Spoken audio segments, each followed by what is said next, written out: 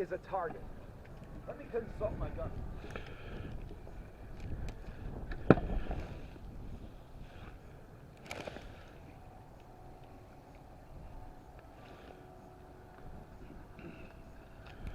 People by a boat on the opposite shore looking like they need some warming up. So, ladies and gentlemen, what I am about to do now that we have a target, do a quick evaluation of distance.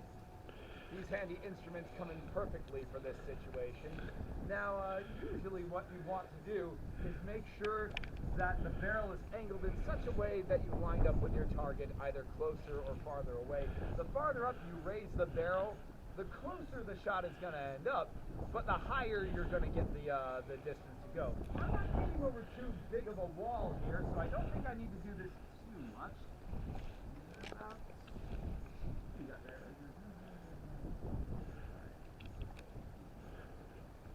That in mind.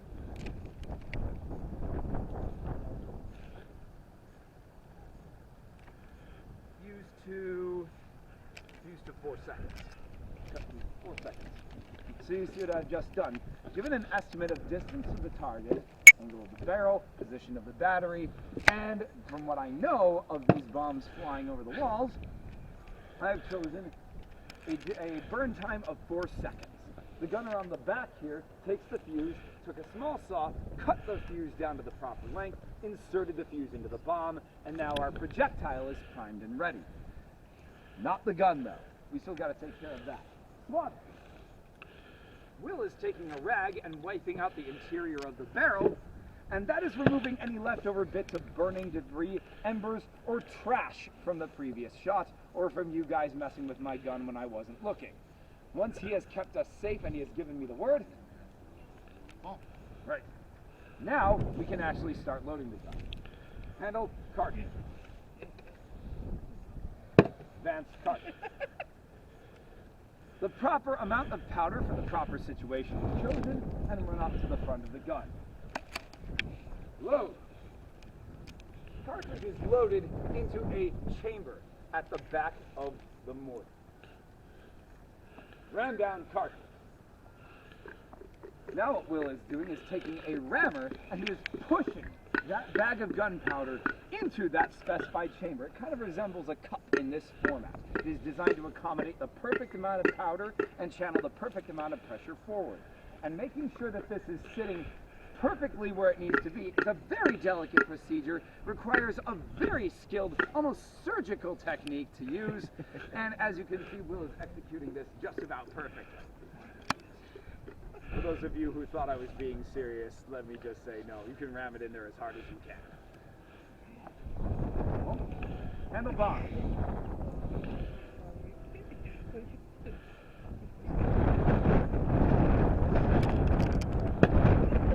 Advance bomb. The bomb must be loaded separately from the powder, and you're about to see why. Load bomb. Unlike on an ordinary cannon, where your projectile and your bag of powder are often joined together, the bomb needs to be loaded just on top of that amount of gunpowder, with the fuse specifically pointed outward. Now, as much as I hate to give the British credit for anything, it is in fact the British engineers who determined that you can, in fact, fire a mortar off like this with the fuse pointed outward and the flash from the powder behind the bomb will wrap around the iron shell and light the fuse for you as it flies out towards your enemy. Up until then, the French guys like us, we were actually running to the front of the gun, lighting the fuse of the bomb ourselves, running back to the gun and doing the rest of the process before we fired it. This really added on a lot of seconds to the loading process and put us in danger. So for this demonstration's purposes, we will be taking a page of safety out of the British handbook. Forgive us for the inactivity. Prime. Now Will is going to take a brass needle, insert that into the vent of the gun. That's the hole at the back of the barrel. He is using that to clear the vent and puncture the bag of gunpowder therein. He will then take a quill and insert the quill into the vent. The quill is basically what it says on the tin. In the past, it could have been a bird quill, or it could have been a piece of tin straw resembling a bird quill. Today, we're using a paper quill filled with gunpowder that functions as a fuse. We will be touching fire directly to the fuse with what Nick is holding over here. This is a lint stock, a piece of cotton cord soaked in potassium nitrate and vinegar, so it burns slowly and intensely like a lit cigarette. It can also last and burn throughout most adverse weather conditions, such as the cold, the wind, the rain, the sleet, and long-winded speeches such as mine. Now, when we touch this to the fuse, that will ignite the powder and set off the mortar. But we will not do this before we are given a signal. Wait.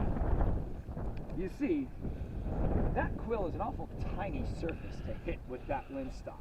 So what we need to do now is put a trail of loose powder on a shelf at the back of the mortar so that there's actually something burnable to receive that spark to light off the mortar. You will know when we are ready because Will is going to extend his hand up in the air, kind of like just a little wave to let us know that the gun is hot and ready to be fired. Just like that. So, ladies and gentlemen, if you hate loud noises, you know what to do. Mortar crew, make ready.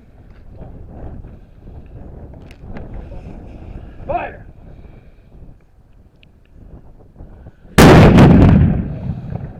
Hear the piece. And, of course, you'll notice, not over yet.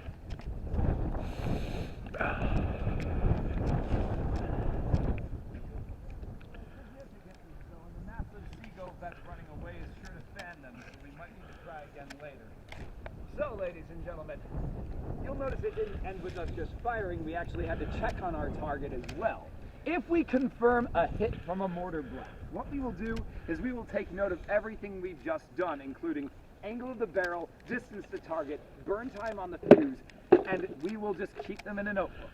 That way, if a similar shot arises with a similar angle at a similar distance with a similar fuse, we can replicate that shot without thinking about it. And if we fail, no big deal. We'll just try again later. 2 minutes, 5 minutes, 5 hours, 5 days later, anytime we feel like, as I had mentioned earlier. So at this point, our part of the demonstration is concluded. If you wish to come forward and take a look at the gun, you absolutely may. Otherwise, feel free to disperse, take shelter. There are warm rooms in the castle. So if you go to the back there, you'll see a fireplace with a fire in it. I highly suggest it for a while. Thank you guys so much for stopping in today. You have questions? Yes. Okay.